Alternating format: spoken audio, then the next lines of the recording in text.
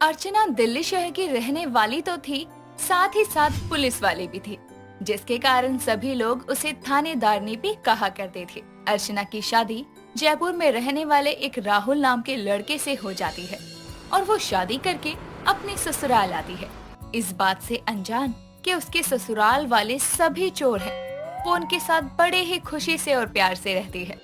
तभी एक रोज अर्चना की सास कामनी अपने कमरे में बैठकर सोने के कंगनों को देख रही थी और अचानक पुलिस की यूनिफॉर्म पहने अर्चना वहां आती है, जिसे देखते ही कामनी डरते हुए कहती है, बहू तू यहाँ कैसे? मुझे बता दिया होता, मैं खुद ही आ जाती तेरे पास। तुझे आने की क्या जरूरत थी? शांत हो जाइए माँ जी, आप इतना घबरा क्यों रही हैं मेरे जाने से? आप तो ऐसे डर रही हैं जैसे मैंने आपकी कोई चोरी पकड़ ली हो। आप चोर हो क्या? बहू, ये क्या तरीका है अपनी सास से बात करने का? मैं तुझे चोर दिखाई देती हूँ क्या, जो तू मुझे चोर बता रही है? और ये पुलिस की यूनिफॉर्म पहनकर मुझे डराने आई है क्या? माँ जी, ना मैं आपको डराने आई हूँ, ना ही मैं आपको चोर बोल रही हूँ। मैंने तो बस आपकी ये सब आपकी हरकतों को देखकर बोला है। क्या करूँ, थानेदार हूँ ना, तो लोगों के चाल ढाल बोल चाल से ही पता लगा लेती हूँ कौन क्या है। अच्छा, तो मुझे देखकर क्या लगा तुझे, ये भी तो बता दे मुझे। जाने दीजिए माँ जी। अरे वाह माँ जी, ये कंगन तो बहुत प्यारे हैं। कहाँ से लिए आपने? देखने में तो बहुत महंगे दिखाई दे रहे हैं। हाँ, अच्छे तो होंगे ही, इतने महंगे जो हैं। ये मेरी माँ ने मुझे दिए थे, ये मेरी माँ की निशानी है। तभी आप इतने प्यार से देख रही थी।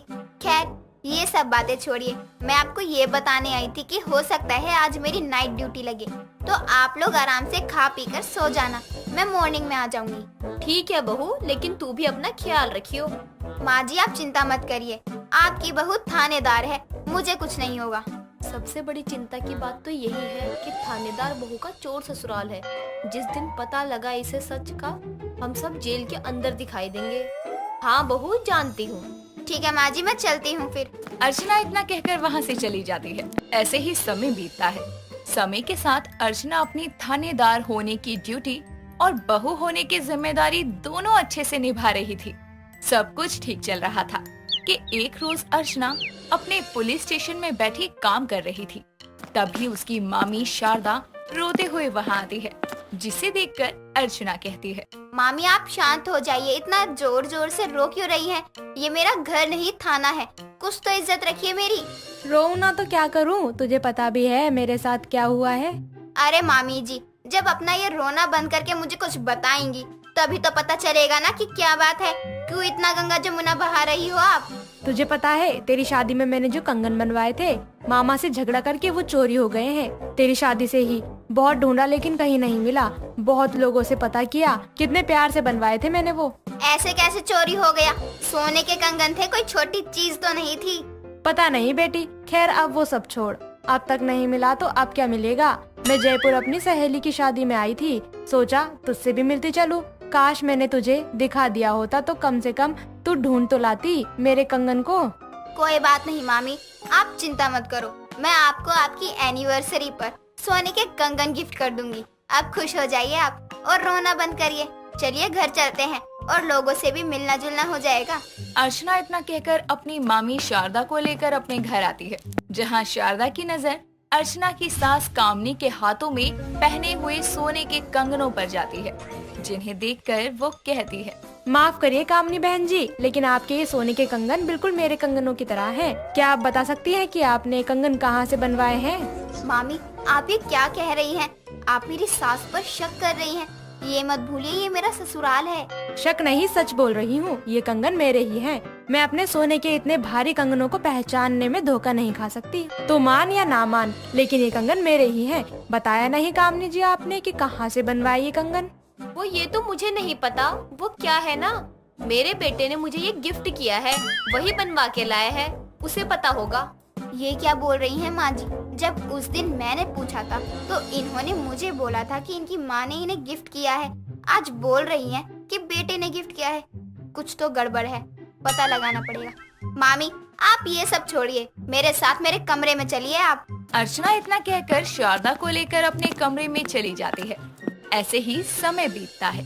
तभी एक रोज अर्चना की सहेली काजल उसके घर आती है और उसे कहती है, थानेदार मैडम को तो टाइम ही नहीं है मुझसे मिलने का। मैंने सोचा मैं ही मिल लूं, और आज तो मैं तेरा पूरा ससुराल देख कर ही जाऊंगी। ये भी कोई कहने वाली बात है? आजा, मैं पहले तुझे अपना पूरा घर दिखाती हूँ, उसके बाद बैठकर आराम से बात करेंगे। ये हुई ना बात, आज थानेदार मैडम से अपनी पूरी खातिरदारी करवाऊंगी। काजल इतना कहकर अपने नोटों से भरा बैग हॉल में रखकर अर्चना के साथ चली जाती है। तभी अर्चना की ननद रांची वहाँ आती है और उसकी नजर नोट से भरे बैग पर जाती है। वो सारे पैसे लेकर वहाँ से चली जाती है। कुछ समय बाद काजल अर्चना के साथ नीचे आती है और अपने बैग में पैसे ना देखकर बहुत घबराते हुए कहती है, यार मेरे बैग में बहुत सारे पैसे थे, अब नहीं है, जब मैं यहाँ आई थी तब। पता नहीं, क्योंकि जहाँ तक मुझे याद है जब तू आई है तेरे हाथ में सिर्फ बैग था। तूने कहीं खर्च कर लिए होंगे, तुझे याद नहीं होगा। नहीं यार, मुझे याद है पैसे थे मेरे बैग में। कहीं तेरे घर में तो किसी ने नहीं चुरा लिए? मैडम, ये थानेदारनी का घर है, चोरों का नहीं। तू कहीं भूल गई होगी। हो सकता है यार, बात तो तेरी सही है। चल अब मैं चलती हूँ। काजल इतना कहकर वहाँ से चली जाती है, लेकिन उसकी बात अर्चना के मन में घर कर जाती है और वो अपने ससुराल वालों पर नजर रखना शुरू करती है। तभी एक रोज वो चाय लेकर अपनी सास के कमरे में जाती है, जहाँ वो अपने पति राहुल और ननद रांची को अपनी सास से बातें करता सुनती है। माँ, ये देखिए, ये ना सोने की चैन थानेदारनी के ना पापा की है। जितना जल्दी हो सके ना इसे बेचकर कुछ और बनवा लीजिएगा, ताकि ना उनको पता ना चले कि उनके सोने की चैन ना उनके दामाद जी ने चुराई है। हाँ माँ, और ये लीजिए इतने सारे पैसे। वो भाभी की दोस्त आई थी ना, मैंने उन्हीं के पर्स से चुरा लिए और उनको आता देखकर छुप गई, वरना भाभी को पता चल जाता और वो मुझे जेल में बंद कर देती। तुम अपनी बात कर रहे हो? अरे मैं उस दिन खुद बाल बाल बची हूँ। उस दिन बहू की मामी ने अपने कंगन पहचान लिए थे। अब चोरी करते टाइम मुझे थोड़ी पता था कि ये बहू की मामी के कंगन थे, लेकिन अच्छा हुआ बहू ने शक नहीं किया, वरना उसको पता चल जाता कि हमारे थानेदार बहू का ये चोर ससुराल है। अपने सभी ससुराल वालों की बातें सुनकर अर्चना के होश उड़ जाते हैं और उसके सामने अपने चोर ससुराल वालों की सारी सच्चाई आती है, जिसके बाद वो अंदर जाकर कहती है, मैंने बहुत बेशरम लोग देखे होंगे, लेकिन आप जैसे आज तक नहीं देखे। अपनी गलती पर पछतावा करने की जगह उसे छिपाने की कोशिश कर रहे हैं। आपके घर में एक थानेदार है, ये जानते हुए आप लोग अपनी हरकतों से बाज नहीं आ रहे हैं। जरा सोचिए, लोगों को जब पता चलेगा कि इस थानेदार बहू का चोर ससुराल है, तो क्या इज्जत रह जाएगी आपकी और मेरी सबकी नजर में। अर्चना की बात सुनकर सभी लोगों को अपनी गलती का एहसास होता है, जिसके बाद सब मिलकर अर्चना से अपनी गलती की माफी मांगते हैं और दोबारा फिर कभी चोरी ना करने का वादा करते हैं। सरिता अपनी बहू नीलम से बात करते हुए कहती है, अरे बहू, वो तुम्हारी दूर की मौसी है ना, शारदा मौसी? हाँ है, तो क्या हुआ माँ जी? उनकी बहू है ना, वो माँ बनने वाली है। मैं ये सोचकर परेशान हूँ कि उनके पास इतना सब कुछ है, पैसा है, सुख सुविधा है, लेकिन फिर भी वो अपनी बहू का ध्यान नहीं रख पाती। तो क्या हुआ माँ जी, सबका एक जैसा नहीं होता है। और वैसे भी आप परेशान मत हो, मेरा ध्यान आप वैसे भी इतना रखती हो। अगर मैं भी गर्भवती हो गई तो आप और भी ज्यादा ध्यान रखोगी मेरा। बहू तो इतना समझती है, लेकिन तू ये भी जानती है कि हम कितना गरीब हैं। मैं तो दूसरों का सोचकर परेशान हूँ, फिर हमारा क्या होगा। दोनों बातें कर ही रहे थे कि तभी वहाँ से नीलम भागते हुए चली जाती है, क्योंकि उसे उल्टियाँ हो रही थी और चक्कर भी आने लगे थे। सरिता उसे लेकर पास के दवाखाने में जाती है और उसके इलाज के बाद पता चलता है कि नीलम गर्भवती है। ये सुनकर सरिता बहुत खुश होती है और उसकी खुशी का ठिकाना नहीं रहता, लेकिन वो कहीं ना कहीं इस बात से परेशान भी थी कि वो अपनी बहू का अच्छे से ख्याल रख भी पाएगी या नहीं। सरिता नीलम को दवाखाने से वापस घर लेकर आती है और घर आते ही नीलम अपने बेटे आनंद से कहती है, बहू आज तुम दोनों ने मुझे बहुत बड़ी खुशी दी है। तुम समझ भी नहीं सकती कि मैं आज कितना खुश हूँ। हाँ माँ, आप दादी बनने वाली हो और मैं पापा। हाँ तो यही बहू के पास रुक, मैं जल्दी से नजर उतार देती हूँ बहू की। कहते हैं गर्भवती औरत को जल्दी नजर लगती है। मेरे बस में जितना है उतना तो कर ही सकती हूँ मैं अपनी बहू के लिए। माँ जी, आप मेरे लिए जितना भी कर रही हो ना, वो बहुत ज्यादा है, और आप कुछ भी परेशानी में मत रहो, सब ठीक है माँ जी। सरिता नीलम की नजर उतारती है और उसका अब पहले से भी बहुत ज्यादा ध्यान रखने लगती है। सरिता की हालत भले ही खराब हो, लेकिन वो अपनी बहू का जितना हो सकता उतना ख्याल रखती। ऐसे ही एक दिन नीलम सरिता से कहती है, माँ जी, मेरा इमली खाने का मन हो रहा है, आप इमली ले आओ ना। बहू पैसे तो है नहीं मेरे पास, लेकिन तू यहीं रुक। तेरा जो खट्टा खाने का मन कर रहा है ना, मैं अभी जाकर उसका इंतजाम करती हूँ कुछ। माँ जी रहने दो, मेरा मन नहीं है अब, आप कुछ मत करो। अरे ऐसे कैसे रहने दे, तुझे इमली खाने का मन कर रहा है ना, खट्टा खाना है ना तुझे, रुक मैं भी लाती हूँ तेरे लिए। सरिता वहाँ से नीलम के लिए हाथों का बनाया नींबू का अचार लेकर आती है और नीलम को देते हुए कहती है, बहू ये खा और बता कि कैसा बना है। मुझे पता था कि तेरे को खाने का मन करेगा ये, इसलिए मैंने पहले ही बनाना शुरू कर दिया था, और अब अच्छा बन भी गया होगा। ये ले खा ले, ये घर का बना है, तेरे लिए अच्छा ही होगा। हाँ माँ जी, ये तो बहुत अच्छा है, मैंने आज से पहले तो कभी ऐसे नहीं खाया ना। ये मेरी सास ने मुझे मेरी गर्भवती होने पे खिलाया था, बोला था कि बहुत अच्छा होता है, ये घर में बना होता है और स्वादिष्ट भी होता है, इसलिए स्वास्थ्य के लिए भी अच्छा होता है और मुंह का स्वाद भी बदल देता है। माँ जी मुझे तो सच में यकीन नहीं हो रहा है, हमारे पास कुछ भी नहीं है, लेकिन फिर भी आप इतने अच्छे तरीके से मेरी इच्छा पूरी कर रही हो। सरिता इसी तरह नीलम की सारी इच्छा को पूरा करने में लगी रहती। नीलम को कुछ भी खाने का मन होता तो वो अपनी गरीब होने के बावजूद वो सब करती जो उसके बन पड़ता, बल्कि अपनी गरीबी में रहकर उसे अच्छे से अच्छा बना कर देती। इसी तरह कई दिनों तक चलता है। काफी दिनों तक तो सब ठीक रहता है। कुछ दिनों बाद नीलम के पेट में अचानक बहुत दर्द होता है और सरिता नीलम को वापस दवा खाने लेकर जाती है और वहाँ डॉक्टर उसका चेकअप करने के बाद सरिता को बोलती है, इनकी गर्भ बढ़ नहीं रही है, आपको इनका और भी ज्यादा ध्यान रखना पड़ेगा और इनके खाने पीने का भी अब और भी ज्यादा ध्यान रखना पड़ेगा, क्योंकि आप इनकी सेहत को लेकर जरा सी भी लापरवाही नहीं कर सकते हैं। लेकिन मैं अपनी बहू का बहुत ध्यान रखती हूँ, जो भी मेरी बहू की सेहत के लिए सही है मैं वही देती हूँ उसे। ऐसा नहीं होता है, आप उसे क्या दे रहे हो इस पे डिपेंड नहीं करता है, आपकी बहू का शरीर क्या ले पा रहा है उस पे डिपेंड करता है, क्योंकि आपको वो सब चीजें ही देनी है जो उनकी सेहत को अच्छा करे। मैं आपको एक डाइट चार्ट बनाकर दे देती हूँ, आप इन्हें ही वही सब देना। ठीक है। डॉक्टर सरिता को डाइट चार्ट बनाकर दे देती है और वो चार्ट देखकर सरिता और भी परेशान हो जाती है, क्योंकि डाइट चार्ट में जो भी था वो कैसे अपनी बहू को लाकर देगी। सरिता इसी सोच में रहती है और अपनी बहू को लेकर घर आती है। दोनों घर आए ही थे कि तभी वहाँ नीलम की माँ अनीता आती है और बोलती है, ये क्या है, आप मेरी बेटी का ऐसी हालत में भी ध्यान नहीं रख सकती हो क्या? या अपनी गरीबी में खुद जैसे मर रही हो वैसे ही मेरी बेटी और उसके गर्भ में पल रहे बच्चे को भी गरीबी का स्वाद चखाकर ही मानोगी। बहन जी आप ये कैसे बोल रही हैं? मैं अपनी बहू का बहुत ध्यान रखती हूँ और वो जब से गर्भवती हुई है तब से तो और भी ज्यादा ध्यान रखती हूँ मैं उसका। अगर आप ध्यान रखती तो आज ये हालत नहीं होती मेरी बेटी की। जहाँ आप इसके इलाज के लिए गई थी वो मेरी जान पहचान की थी, उसने मुझे सब बता दिया है। आप मेरी बेटी की ढंग से डाइट तक नहीं खिला सकती हो। हम गरीब हैं, लेकिन इसका मतलब ये नहीं है कि मैं अपनी बहू को भूखा रखती हूँ। मैंने तो पहले ही बोला था नीलम को कि अपनी पसंद के लड़के से शादी करेगी तो यही होगा, और अब देख लो यही हो भी रहा है। माँ मैं चुप हूँ, इसका मतलब ये नहीं है कि आप कुछ भी बोलती रहो। माँ जी मेरा बहुत अच्छे से ख्याल रखती है और ये तो होता रहता है। माँ जी अब मेरा बहुत ध्यान रखती है, आपको मेरी फिक्र करने की जरूरत नहीं है। बहू ऐसा नहीं बोलते, वो तुम्हारी माँ है, अब तक उन्होंने ही तुम्हारा ख्याल रखा है। अब तुम ऐसा बोल रही हो उन्हें तो कितना बुरा लग रहा होगा उन्हें। हाँ मैं तो दुश्मन हूँ ना तेरी, और सब तो तेरे लिए ही खड़े हैं जैसे। हाँ तो आप ऐसा क्यों बोल रही है, जैसे मेरी सास की वजह से मेरी तबीयत खराब हुई है। ठीक है नहीं बोलती मैं, लेकिन अब से मैं भी यहीं रहूंगी ताकि इन गरीबों के पास जो नहीं है वो भी तुझे मिल सके। आप अपनी बेटी को लेकर निश्चय हो जाइए, हम उसका बहुत ध्यान रखते हैं। मैंने बोल दिया है मैं यहीं रहूंगी तो यहीं रहूंगी। अनीता भी अब अपनी बेटी के साथ वहीं रहने लग गई थी।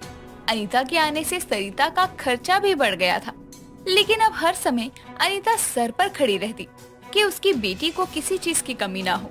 ऐसा कई दिनों तक चलता है। सरिता गरीब होने के बावजूद अनीता को कोई शिकायत का मौका नहीं देती। ऐसे ही कई महीने निकलते हैं और धीरे धीरे नीलम की डिलीवरी का समय भी आता है।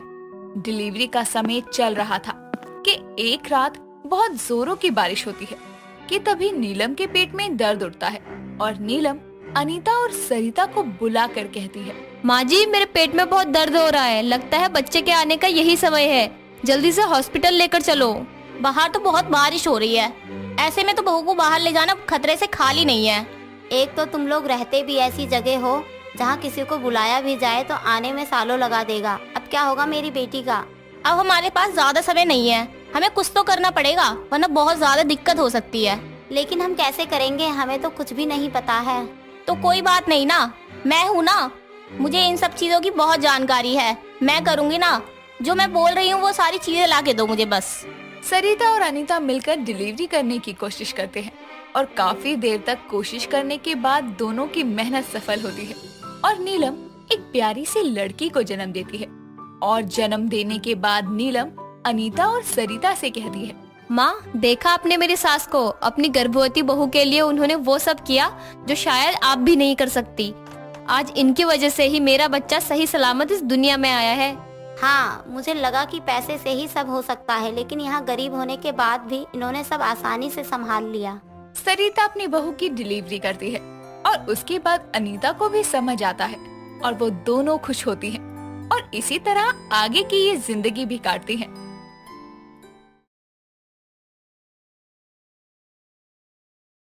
कहते हैं बेटी का बाप बहुत खुशकिस्मत होता है, पर किशन लाल कुछ ज्यादा ही खुशकिस्मत था, क्योंकि वो एक नहीं बल्कि 5 बेटियों का पिता था, जिनकी परवरिश उसने अकेले ही की थी, क्योंकि उसकी पत्नी एक गंभीर बीमारी के चलते इस दुनिया से जा चुकी थी। उसकी 5 बेटियां अलग अलग मिजाज की थी। तो आइए मिलते हैं किशन लाल और उसकी 5 बेटियों से। अरे मेरी 5 राजकुमारियों, नाश्ते के लिए फटाफट हॉल में आ जाओ। गुड मॉर्निंग पापा, क्या बनाया है नाश्ते में? तेरे लिए बॉइल्ड सूप और सैलेड, और मन करे तो आलू का पराठा भी चख लियो। आलू का पराठा, वो तो मेरा नाश्ता होगा, मैं किसी के साथ नहीं बांटने वाली। इतना कहकर उसकी छोटी बेटी गरिमा फट से सारे आलू के पराठों की प्लेट अपने आगे सरका लेती है। तभी उसकी बाकी 3 बेटियां भी नाश्ते के लिए हॉल में आती हैं। तो उसकी तीसरी बेटी अनाया खाने में अंडे देखकर गुस्से से कहती है, पापा, ये उबले हुए अंडे मेरे सामने क्यों रखे हैं? आपको पता है ना, मुझे इसकी स्मेल बिल्कुल भी पसंद नहीं है।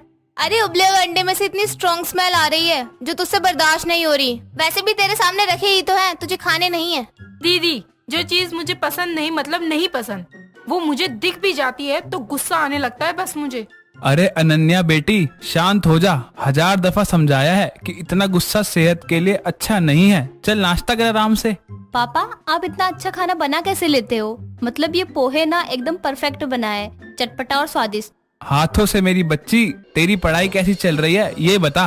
पापा, आप क्या खाने के टाइम पर पढ़ाई की बात लेकर बैठ गए? और आप खड़े क्यों हो? बैठकर हमारे साथ नाश्ता कीजिए ना। अपनी 5 बेटियों को खाते देख कर ही मेरा पेट भर जाता है बस। काश ऐसे ही इस छुटकी गरिमा का भी पेट भर जाता। छोटी सी है लेकिन इस छोटी सी उम्र में 5 पराठे डकार जाती है। दीदी देखो, मेरे खाने पे नजर मत लगाओ। हाँ दीदी, मत लगाओ नजर। कहीं इस चक्कर में 2-4 पराठे ज्यादा खा लेगी तो पापा को बेकार में मेहनत करनी पड़ जाएगी। आरुषि के इतना कहते ही सभी हंसने लगते हैं और कुछ देर में सुरभि अपनी ट्रेनिंग के लिए निकल जाती है। तो आरुषि, अनन्या और वर्तिका कॉलेज चली जाती है और गरिमा अपनी यूनिफॉर्म पहनकर स्कूल के लिए निकल जाती है। और किशन लाल खाने की टेबल साफ कर ही रहा था कि तभी उसका नौकर कालू आता है और उसके हाथ से कपड़ा लेकर कहता है, मालिक आप काहे कर रहे हैं ये सब? हम आ गए हैं, हमें करने दीजिए। मुझे लग ही रहा था आज तुझे आने में देरी हो जाएगी, इसलिए मैंने बच्चों के लिए खाना खुद ही बना लिया था। इसमें कौन सी बड़ी बात है मालिक? आप बेबी जी के लिए हमेशा खुद ही खाना बनाते हैं। जाइए आप नहा धो लीजिए, हम लंच तैयार कर देते हैं। किशन लाल ऑफिस जाने के लिए रेडी होने चला जाता है। किशन लाल एक बहुत बड़ी कंपनी में 35 सालों से मैनेजर के तौर पर काम करता था। अच्छी पोस्ट और बेहतर काम की वजह से उसकी कमाई भी अच्छी थी और सबसे बड़ी बात, कंपनी में सब लोग उसकी इज्जत करते। किशन लाल कंपनी में जितनी मेहनत से और जिम्मेदारी से काम करता, उतना जिम्मेदारी से वो अपनी 5 बेटियों की परवरिश भी करता। एक रोज शाम के समय गरिमा किशन लाल से कहती है, पापा सुनो ना। क्या हुआ, भूख लगी है क्या? क्या गरिमा, कुछ देर तो अपने मुंह और पेट को शांति दे दे। दीदी मुझे भूख नहीं लगी, पर मैं पापा से कुछ मंगाना चाहती हूँ। किस खुशी में? तेरा बर्थडे तो अगले महीने है, तो अभी से तुझे क्या चाहिए? आप सब मुझे बोलने दोगे तो मैं बोलूंगी ना। पहले ही अपने अंदाजों और सवालों की पोटली बोलना शुरू हो जाते हो आप। हाँ तो अब बोल भी ले। हाँ तो पापा, मैं कह रही थी कि मुझे स्मार्टफोन चाहिए। क्यों? मतलब मैं 15 साल की होने वाली हूँ, मुझे छोड़कर मेरे सारे दोस्तों के पास फोन है, मुझे भी चाहिए फोन। चुप कर, मुझे मेरा पहला फोन कॉलेज में आने के बाद ही मिला था। अरे इसकी उम्र में तो मैंने बस पापा के हाथ में फोन देखा था। अरे शांत हो जाओ तुम लोग। गरिमा को फोन मिलेगा लेकिन तब जब वो 10वीं में अच्छे नंबर लाएगी। फिर तो मिल गया फोन। पापा मना करना है तो सीधे मना कर दो ना, ये बहाने क्यों बना रहे हो? और वैसे भी मैं अभी थोड़ा ना फोन मांग रही हूँ आपसे, 1-2 महीने बाद आप दे देना। आजकल के जमाने में वैसे भी सारे काम फोन से ही होते हैं, आपको क्या पता। मैं अब बच्ची नहीं रही, मुझे भी फोन चाहिए। बस कर अभी, सुरभि दीदी यहाँ नहीं है, वरना तेरे कान मरोड़ कर तुझे अच्छा सा लेक्चर देती फोन मांगने पर। तभी सुरभि घर लौटती है और गुस्से में अपना बैग सोफे पर पटक कर अपने कमरे में चली जाती है। उसका मूड खराब देखकर किशन लाल कुछ देर में उसके लिए खाना लेकर कमरे में जा रहा था तो देखता है कि सुरभि कमरे में रो रही है। तभी वो उसके सर को सहलाते हुए कहता है, पापा को नहीं बताएगी कि किस लिए रो रही है तू? कुछ नहीं पापा, ऐसे ही कभी कभी लगता है कि माँ होती तो सही रहता, वो मुझे समझती, मैं अपने दिल की बात उनसे कह पाती। मैं भी यही सोचता हूँ, इसलिए कोशिश करता हूँ कि तुम लोगों को उसकी कमी कभी महसूस ना हो। तू मुझे नहीं बताना चाहती, कोई बात नहीं, लेकिन खाना खा ले बेटी। पापा आज मैंने इतनी मेहनत से फाइल तैयार की, उसे प्रेजेंट किया, लेकिन मेरी सीनियर ने मुझे कोई शाबाशी नहीं दी। बेटी तो ऐसे निराश नहीं होते, हिम्मत मत हार तू, बस मेहनत करती जा। तेरे सीनियर की शाबाशी तय नहीं करेगी कि तेरा काम अच्छा था या नहीं, इसलिए काम करो, फल की चिंता नहीं।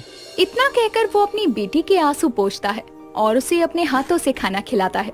समय बीतता है और गरिमा का जन्मदिन आता है, जिसे उसका पूरा परिवार मिलकर धूमधाम से मनाता है। साथ ही किशन लाल उसे उपहार में फोन भी लाकर देता है, जिसे देखकर वो बहुत खुश होती है।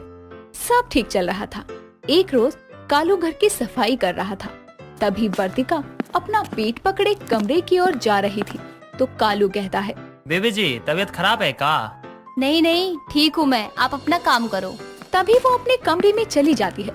कुछ देर में जब किशन लाल ऑफिस से लौटता है तो नौकर कालू उसे वर्तिका के जल्दी घर आने की बात बताता है।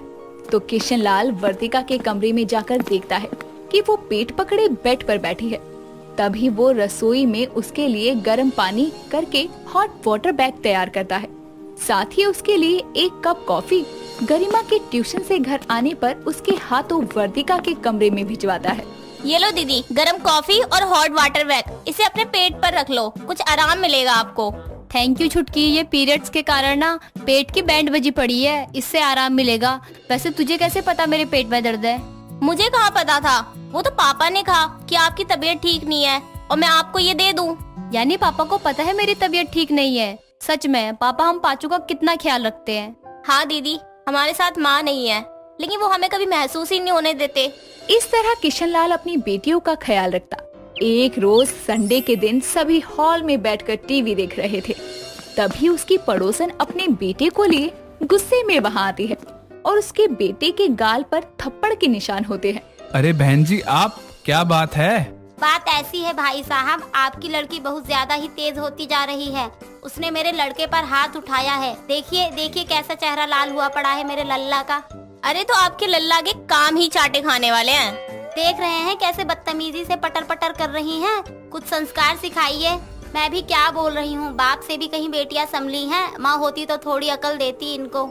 ऐसा है आंटी, ज्यादा तो बोलिए मत, क्योंकि गरिमा ने बताया है कि क्यों उसने आपके लड़के की गाल लाल किए हैं।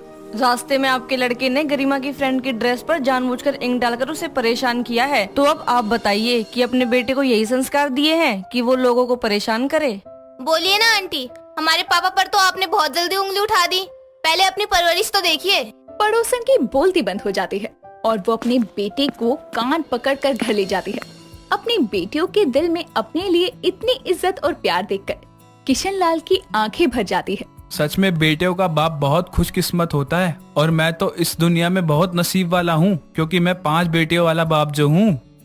सुलोचना अपनी पड़ोसन रमा से बात करते हुए बोलती है, पता नहीं कैसे लोग इतना भर भर के दहेज ले लेते हैं। मेरी बहू का एक पैर ठीक नहीं है, लेकिन फिर भी मैंने उसके मायके वालों से एक पैसा तक नहीं लिया। हाँ हाँ, यहाँ तो तू सब्जी वालों से भी मोल भाव करने लगे।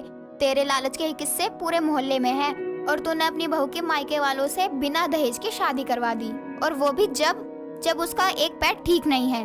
पागल ना किसी और को ही बना तू, मुझे नहीं। तो तुझे क्या लग रहा है मैं अपने सास बहू के रिश्ते में भी लालच लाऊंगी क्या? और नहीं तो क्या। अरे नहीं, मैं तो मेरी बहू से बहुत प्यार करती हूँ। वो अगर सामने से भी लाकर मुझे पैसे दे देना तो मैं तब भी ना लूं उससे पैसे। हाँ तू बोल रही है तो कर भी क्या सकते हैं हम। जरा अपनी बहू से तो पूछ वो क्या बोल रही है। अब तू क्या है, वो उस बेचारी से ज्यादा किसे पता होगा। अच्छा, अब तुझे मेरी बातों पर यकीन भी नहीं हो रहा है। कोई नहीं, रुक, मैं अपनी बहू को ही बुला देती हूँ। वो बोलेगी तब तो यकीन हो जाएगा ना। इसी बात पर अब अपनी बहू को बुला ले। सुलोचना आवाज लगाकर अपनी बहू निधि को बुलाती है और वहाँ निधि जैसे ही आती है सुलोचना निधि से बोलती है, बहू तू ही बता दे, मैंने एक भी रुपया लिया है क्या तेरे मायके वालों से तेरी शादी में? नहीं, इसकी जुबान तो अभी से लड़खड़ा रही है। पक्का सिखा के हिला रही है तू अपनी बहू को। अरे रुक रुक के क्या बोल रही है, साफ साफ बता देना सबको। देख ये तेरी सास के बारे में क्या बोल रही है। नहीं आंटी जी, माँ जी सही बोल रही हैं। माँ जी को तो सामने से पैसे दिए जा रहे थे, लेकिन उन्हें फिर भी मना कर दिया और आप इनको लालची बोल रही हो। क्या बात है सुलोचना, बहू के आते ही तेरे रंग और ढंग दोनों ही बदल गए। चल ये भी सही है, अभी तू बहू का सहारा बनेगी, तभी तो ये तेरे बुढ़ापे में तेरी बहू तुझे सहारा देगी। मैं कोई भी काम किसी लालच से नहीं करती हूँ, जो होना होगा वो खुद हो जाएगा, तू उसकी टेंशन मत ले। हाँ आंटी जी, अब मैं चलती हूँ, बहुत काम पड़ा है। अरे जब तेरा पैर ठीक नहीं है तो तू क्यों कर रही है? अपनी सास या नंद से बोल दे, उन दोनों में से किसी से काम करवा ले। नहीं, अब बहू के आने के बाद भी माँ जी काम करे, ऐसा अच्छा थोड़ी न लगता है, इसलिए घर का सारा काम मैं ही करती हूँ। तेरे तो भाग ही खुल गए ऐसी बहू पाकर। तेरा कितना ख्याल रखती है, तेरी कितनी ज्यादा फिक्र करती है बहू। हाँ बस यही तो खुशी है। सुलोचना और रमा दोनों बात करने लगते हैं। थोड़ी देर बाद रमा वहाँ से चली जाती है और सुलोचना निधि के पास जाकर बोलती है, मैंने तुझे बोला था अपने मायके वालों से बोलकर एक नया फ्रिज मंगवा ले, तूने अभी तक बोला नहीं क्या उन्हें? माँ जी ऐसे बार बार अच्छा थोड़ी लगता है उन्हें परेशान करना। अभी थोड़े दिन पहले ही तो उन्होंने वॉशिंग मशीन भेजा था और अब फ्रिज। हाँ तो जब अपनी लंगड़ी बेटी को भेज रहे थे तब तो अच्छा लग रहा था उन्हें, अब अपनी लंगड़ी बेटी की सुविधा के लिए थोड़ा सामान देने को मौत आएगी उनकी। माँ जी आप उन्हें इतना भला बुरा क्यों बोल रही हो? वो खुद थोड़ी आए थे मेरा रिश्ता करवाने, आपने ही तो उन्हें बोलकर मेरी शादी करवाई थी ना। हाँ मैंने तो करवाई थी, लेकिन मुझे ये लगा था कि तू घर में आएगी तो पूरा घर भर जाएगा, लेकिन तेरे माँ बाप को तो बिल्कुल भी शर्म नहीं है, भेज दिया बेटी को ऐसे ही खाली हाथ। माँ जी उन्होंने इतना सब तो दिया, लेकिन जब आपका पेट ही नहीं भरता तो इसमें उनकी क्या गलती है? आपको तो जितना भी दे दो कम ही लगता है।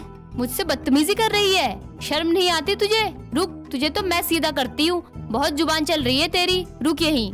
सुलोचना अंदर जाती है और वहाँ से डंडा लेकर आती है और निधि को काफी मारती है। निधि बेचारी ये सोचकर चुप हो जाती है कि वो अगर किसी को अपना दुख बताएगी तो उसके लिए ही परेशानी होगी, इसलिए निधि भी चुपचाप अपनी लालची सास के अत्याचार सहती रहती है।